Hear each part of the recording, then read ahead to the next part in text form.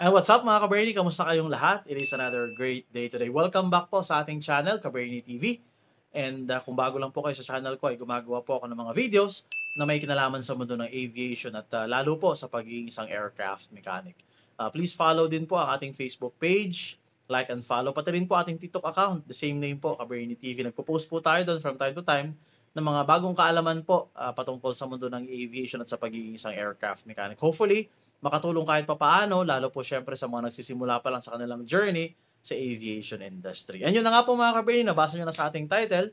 Pag-uusapan natin ngayon today po ang ilan sa mga pwede natin gawin para mas tumaas po or mas lumaki yung chance natin na makuha or ma-hire sa Maintenance Training Program or MTP na kalimitan nga po binibigay ng mga MRO tulad ng SHAEF, ng A+, at ng Lufthansa po.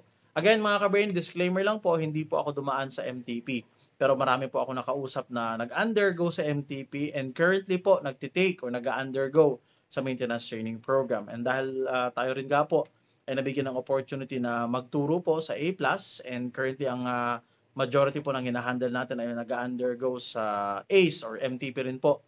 Ay marami po tayo nakakausap na nagbibigay sa atin ng mga preparations na ginawa po nila para nga po makapasok sa maintenance training program. At gusto ko pong i-share sa inyo, hoping na makatulong po lalo sa mga nagsisimula pa lang o nagbabalak po na mag-apply sa maintenance training program.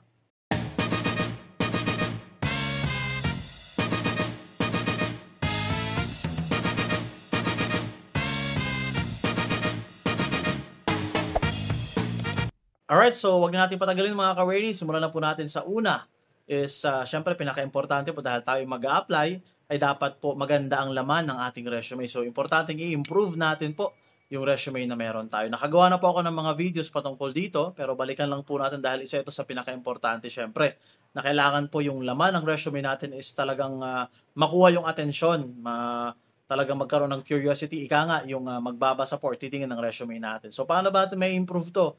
Syempre, let's make our resume na simple, pero malakas yung dating, ika nga. So, kumbaga, ilalagay mo doon yung mga trainings na pinagdaanan mo. Pero kung magagaling ka straight from or fresh grad ka, kung tawagin, at ang experience na meron ka is on-the-job training, pwede mo parang i-highlight yung strength mo.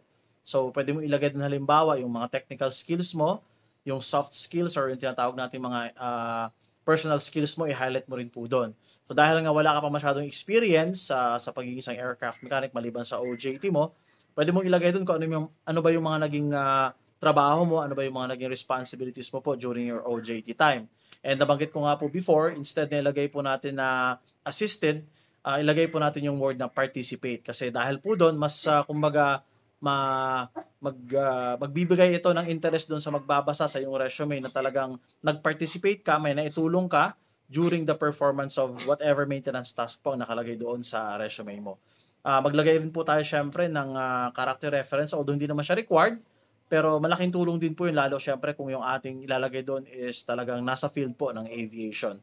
So gawin natin simple, 1 to 2 pages po, pwede na yon. Basta i-highlight natin yung characteristics na meron tayo, yung skills, kung ano yung maiaambag natin sa company pinag-a-applyan natin kapag tayo nga po ay nabigyan syempre ng opportunity na maging part ng company pinag-a-applyan natin. Kahit tayo po ay nag-a-apply pa lang bilang MTP. So, pangalawa mga Kabernie, sa pwede mo pong gawin para mas tumaas yung chance mo na makuha sa maintenance training program. At yun nga, naayos natin yung resume mo. Ngayon mag-send po tayo ng formal application. So, marami pa ako na-receive ng mga questions patungkol dito. Paano nga ba mag-send ng application? Dahil ang kalimitan siguro, ang ginagawa, nagsasend lang ng resume, that's it po. So, syempre, hindi nagkakaroon ng interest, ika nga, yung magbabasa ng resume, tatanggap ng application mo. So, mas maganda gawin nating formal. Meron kang resume na naka-attach and mas maganda po kung naka-PDF siya. Tapos lagyan po natin ng subject yung email. So halimbawa, application for maintenance training program, application for, kung hindi man MTP, halimbawa, nag-apply ka as entry-level position, ilagay mo kung anong position na ina-applyan mo. So importante po na magkaroon ng subject yung ating email para ma-highlight din po yung application. Siyempre, chances are mas maraming email na nare-receive yung HR, pero kung makikita nila doon, lalo kung naka-printed talaga, naka-bold, naka-all caps yung subject ng email, mas mabilis po nilang mapapansin, mas madali po nilang mapapansin. So ilagay natin yon, and gumawa rin po tayo ng cover letter. So yung cover letter is para siyang sort of an essay, kumbaga, So meron kang resume na naka-highlight yung skills mo, yung ano ba yung magiging ambag mo sa company. Gumawa tayo ng cover letter, nakalagay din ano yung may contribute mo. Pero in sentence form, in essay form naman po siya. So kalimitan, magkatuwang po si cover letter at si resume. And then, on top of your cover letter na naka-PDF din po, ako kasi ang ginagawa ko mga ka-brainy, is kinaka-copy-paste ko rin po yung cover letter tapos nilalagay ko siya mismo dun sa email. So, yun yung pinaka-body ng email ko. So, meron kang subject ng email, yung body ng email mo na para din siyang cover letter, and then you have another cover letter and your resume po. And by doing so, again, nakakadagdag po yan sa interest para mapansin nung pagpapasahan mo po ng resume mo, yung HR na tatanggap ng resume mo. Ngayon mga kabarili, dumako naman tayo sa pangatlo na pwede mong gawin para mas tumaas nga po ang tsansa na makuha ka sa maintenance training program, yung application mo. So na-improve mo na yung resume mo, nakapag-send ka na ng application formally, and kung natawagan ka na, syempre you have to be ready for the exam. You have to prepare for the exam. And nabanggit ko na po ito before sa mga previous videos ko kung ano yung mga possible na lumabas sa exam. Di naman highly technical po yan. Majority ng lumalabas sa exam is mga general information, general aircraft or aviation questions po. Nandyan din syempre yung abstract reasoning, yung mga basic mathematics po like fraction, yung mga about sa basic physics po like conversion ng temperature.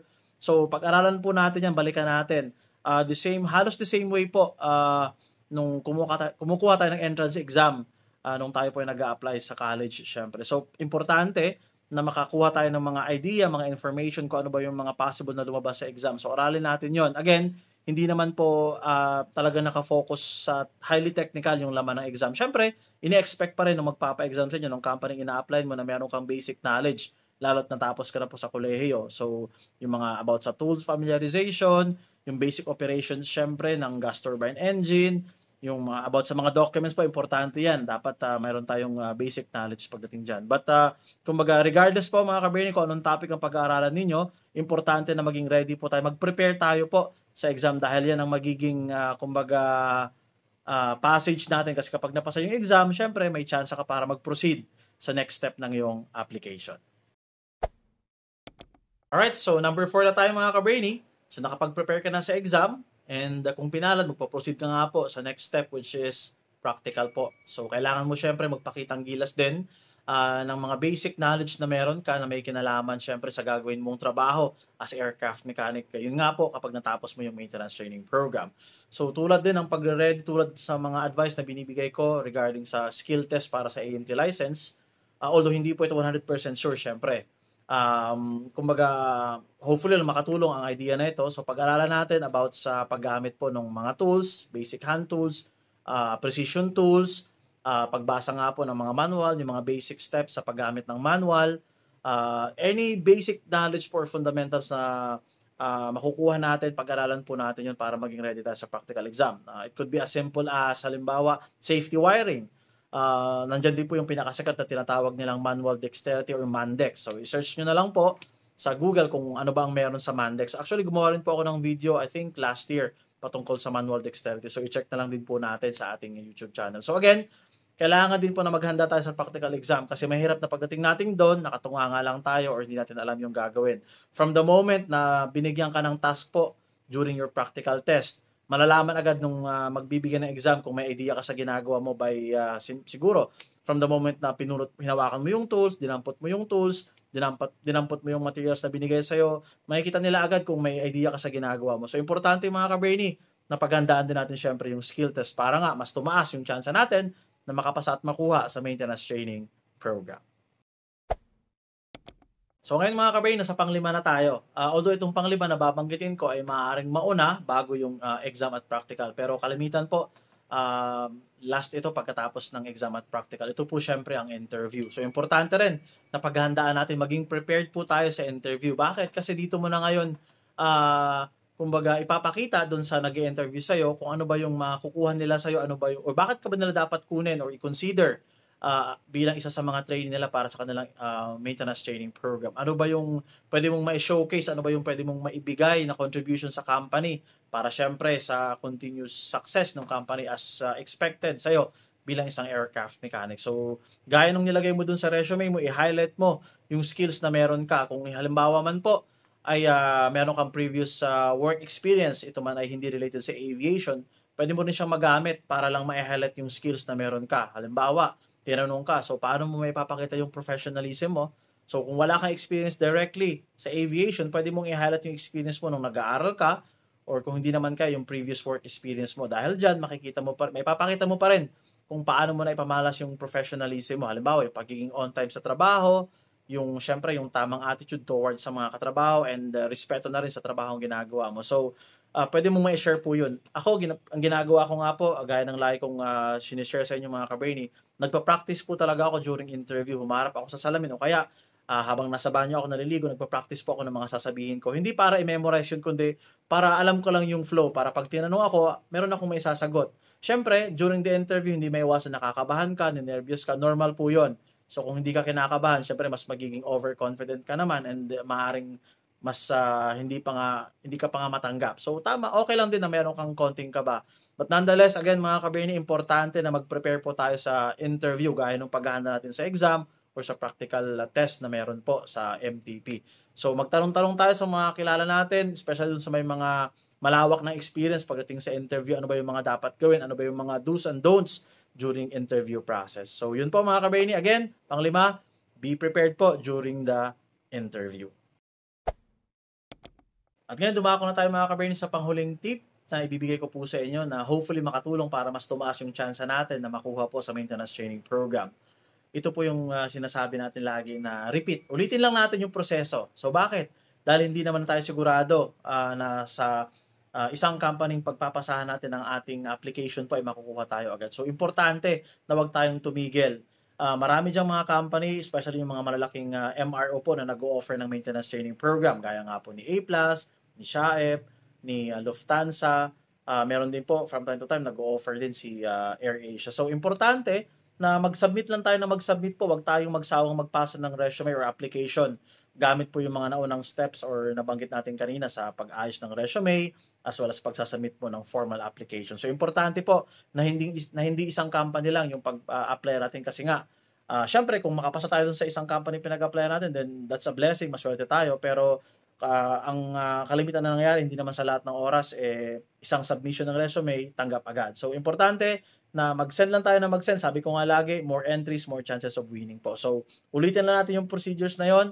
From yung experience na nag-undergo ka ng exam, nag-undergo ka ng practical test, nag-undergo ka ng interview, ano-ano yung mga natutunan mo doon sa process na yon. Gamitin mo yon para mas mag-improve ka para the next time ulit na magkaroon ka ng opportunity at sumalang ulit sa panibagong interview, exam, practical test, at kung ano pa man na related nga po sa pag-a-apply mo sa MTP, mas prepared ka na, mas handa ka na, mas confident ka na po, kumbaga, sa pagdadaanan mong proseso. So, yun po mga ka-brainy, yung pang-anim natin. Ulitin mo lang yung unang 5 proseso. So, yun po mga ka-brainy. 6 lang po sa, actually, mga naisip ko rin na tips po. And again, based na rin sa mga nakwento sa akin ng mga nakausap ko. Yun nga po mga nag-undergo ngayon ng maintenance training program. And hopefully mga ka-brainy, sa maikling video po na ito ay may nakuha po kayong dagdag kaalaman na makatulong nga po para mas tumaas yung tsansa na ma-hire tayo, ma-consider yung application natin sa maintenance training program. Again mga ka-brainy, at the end of the day, nasa iyo pa rin po syempre. Kailangan ma-showcase mo, maipamalas mo sa company or sa company pinag-applyan mo kung ano ba yung pwede mong maiambag sa company syempre bilang isang trainee kahit na mag-undergo ka pa lang ng maintenance training program. Ang pag-a-apply po ng trabaho ay parang pagbibenta, syempre. So, kailangan maipakita mo, maintindihan ng bumibili kung para saan ba yung binibenta mong product. Ano ba yung use nito? Ano ba yung magiging advantage kapag kinuha ka nila? Syempre, being part of the organization. So, sa'yo ka-brainy, good luck po. Again, I hope makatulong ang video na to. And please like and subscribe po sa ating channel sa hindi pa po nakasubscribe. And follow po ang ating Facebook page at TikTok account, the same name, Ka-Brainy TV. Again, maraming salamat po mga sirs and ma'am sa walang sawang panunod at suporta po sa ating channel. Ingat po tayo lagi and good luck po sa mga ginagawa natin sa ating career, sa ating mga buhay-buhay. Ingat tayo lagi, syempre. God bless us all and bye for now.